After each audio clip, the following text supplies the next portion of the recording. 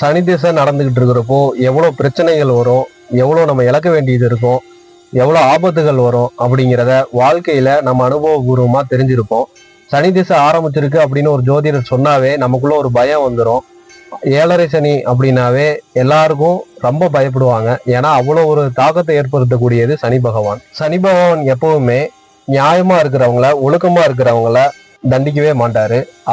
அவரோட டார்கெட் எல்லாமே தப்பு பண்றவங்க, ரொம்ப கர்மாவை சேர்த்து வைக்கிறவங்கள தான் அவர் வந்து பாதிப்பாரு.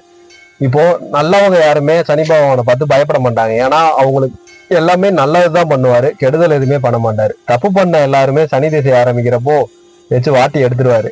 இப்ப நம்ம நிறைய பாவங்கள் பண்ணிட்டோம், அதுல இருந்து எப்படி விடுபடுறது? அது சனி பகவானோட வாகனம் காகம். காகம் தான் அவரோட வாகனமா நம்ம வந்து இலக்கியங்கள்லயும் சரி, நம்ம வரலாற்றுலயும் சரி இருக்கு.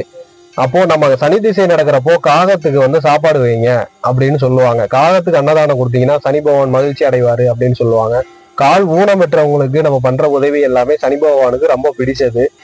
கஷ்டத்துல இருக்கிற ஒருத்தவங்களுக்கு உதவி பண்றோம், அவங்களுக்கு ஒரு துணி வாங்கி கொடுக்குறோம், அவங்க போட்டுக்கிறதுக்கு ட்ரெஸ் வாங்கி கொடுக்குறோம் அப்படின்னா சனி பகவான் ரொம்ப வந்து சந்தோஷப்படுவாங்க. இதெல்லாம் வந்து சனி திசையோட தாக்கத்தை குறைக்கிறதுக்காக நம்ம பண்ற விஷயங்கள்.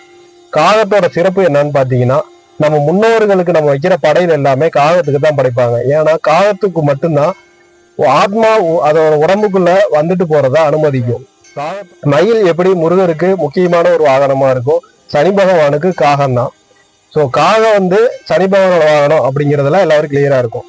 கனகம்பட்டி ஐயா அடிக்கடி தன்னோட பக்தர்கள்ட்ட, நான் காக்காக்காரன்டா சாமி, என்கிட்ட ஒழுக்கமாவும் நியாயமாவும் நேர்மையாவும் நடந்துக்கணும்டா அப்படின்னு சொல்லியிருக்காங்க. இதோட முழு அர்த்தம் என்னன்னா, ஐயா சூட்சும முறையா நான் சனி பகவானோட அம்சம், சனி பகவான் எனக்குள்ள இருக்காரு, நவகிரகங்கள்லயும் சனி பகவான் முக்கியமானவர், அது வந்து என்னோட அம்சமா இருக்காரு அப்படிங்கிறது தான் பகவான் வந்து சொல்லியிருக்காங்க.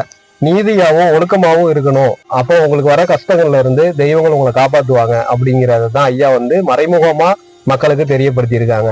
நம்ம கனகம்பட்டி ஐயாட்ட சரணாகதி அடைகிறப்போ, அவர் ஜீவசமாதியில அவரோட பாசிட்டிவ் வைப்ரேஷன் நம்ம மேல படுறப்போ நம்மளோட கர்மாக்கள் வந்து கரைஞ்சிரும், பாவங்கள் போகும். அப்ப சனி பகவான் வந்து நம்ம மேல கருணை காட்டுவாங்க. சனி பகவானோட அம்சமா கனகம்பட்டி ஐயா விளங்குறதுனால ஐயாவை வழிபடுற பக்தர்களோட கர்ம வினைகள் குறைஞ்சிரும், அவங்களோட புண்ணியங்கள் சேர ஆரம்பிக்கும், பாவங்கள் வந்து குறைஞ்சிரும். அதனால ஐயாவோட பக்தர்களை சனி பகவான் வந்து தண்டிக்கிறதோட விதம் வந்து குறைஞ்சிரும். சொல்லணும்னா தாக்கமே இல்லாம முழுமையா குறைக்கிறதுக்கும் வாய்ப்பு இருக்கு. அது நம்ம சரணாகதி எவ்வளவு அடைகிறோம் பகவான் கிட்ட அப்படிங்கிறத பொறுத்துதான் இருக்கு. கனகம்பட்டி ஐயா ரொம்ப கருணையும் அன்பும் கொண்டவர். நம்ம பண்ண பாவங்களை மன்னிக்க கூடிய தன்மை அவர்கிட்ட மட்டும்தான் இருக்கு. அவரே கதி அப்படின்னு முழுமையா அவரை நம்பி சரணாகதி அடைஞ்சு எப்பவும் ஐயாவை மனசுல நினைச்சு தியானம் பண்ணி அவரை வழிபட்டுட்டு வர பக்தர்களுக்கு எந்த ஒரு துன்பமும் வராம ஐயா காப்பாத்துவாங்க. இது கண்கூட நிறைய பக்தர்கள் வாழ்க்கையில நடந்திருக்கிற ஒரு அதிசயம். நிறைய பக்தர்கள் நம்பாம வந்து இன்னைக்கு அவரே கதின்னு கிடக்கிறத நம்ம கண்கூட பாத்துக்கிட்டு தான் இருக்கு. நீங்க ஆயிரக்கணக்குல செலவு பண்ணி ஒரு பரிகாரம் பண்றதுக்கும், ஒரு தடவை நீங்க கனகம்பட்டி ஐயா ஜீவசமாதியில வந்து 5 நிமிஷம் உட்காந்து நீங்க தியானம் பண்ணிட்டு ஐயாவோட அருள் பெற்று போறதும் ஒரே சமம்தான்.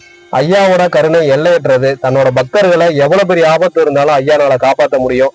நிறைய பக்தர்களோட தலைவிதியே ஐயா மாத்தி அமைச்சிருக்கிறாங்க. நிறைய பேர் தீராத நோய்கள் ஐயா சன்னதிக்கு வந்து தீர்ந்திருக்குது. ஐயா வாழ்ந்துட்டு இருந்த காலங்களும் சரி, ஜீவசமாதி ஆனதுக்கு அப்புறம் சரி, அவரோட அருள் மேலும் மேலும் பெருகிட்டே தான் இருக்கு.